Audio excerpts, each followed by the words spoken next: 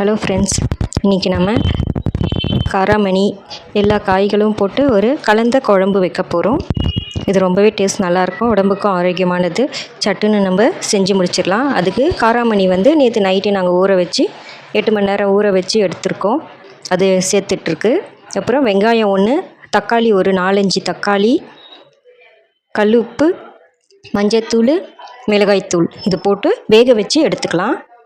குழம்புக்கு ஒரு மசாலா ஒன்று அரைக்கணும்.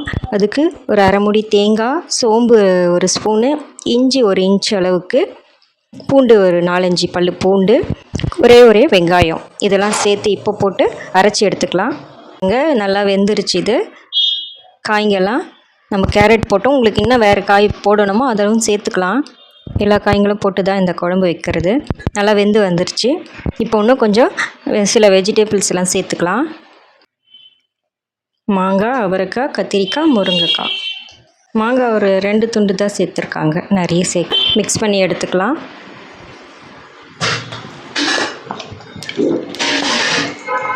தேங்காய் ஏற்கனவே அரைச்சிருக்கோம் இல்லைங்களா.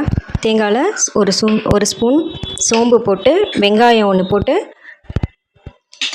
பூண்டு, இஞ்சி இதெல்லாம் சேர்த்து நல்லா மையாக அரைச்சி வச்சுருக்கு. அதையும் சேர்த்துக்கோங்க. இந்த டைமில் சேர்த்துட்டு தேவையான அளவு தண்ணி சேர்த்து மிக்ஸ் பண்ணிக்குவோம். கொதிக்க விட வேண்டியது தான். இப்போ சட்டுன்னு ஆகிடும் இந்த குழம்பு. சாப்பாட்டுக்கு ரொம்பவே நல்லது. இது நல்லாவும் இருக்கும், டேஸ்ட்டு ஆரோக்கியமானதும் கூட. எல்லா வெஜிடபிள்ஸும் நம்ம சேர்த்து செய்கிறதால ஒரு 10 நிமிஷம் கொதி வரட்டும். குழம்பு நல்லா கொதிச்சிருச்சு. இப்போ ஒரு எண்ணெயில் தாளித்து போட்டுக்கலாம். எண்ணெயில் 2 ஸ்பூன் எண்ணெய் ஊற்றிட்டு அதில் வடகம் தாளிச்சிக்கலாம். வடகம், கருவேப்பிலை. வடகம் இல்லைன்னா கடுகு, சீரகம் தாளிச்சிக்கோங்க.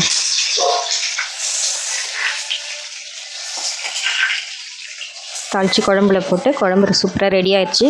கண்டிப்பாக இது போல் ட்ரை பண்ணி பாருங்கள். டேஸ்ட்டு ரொம்பவே நல்லாயிருக்கும். குழம்பு நல்லாவே ரெடி ஆயிடுச்சு. நீங்களும் இதே போல் ட்ரை பண்ணி பாருங்கள்.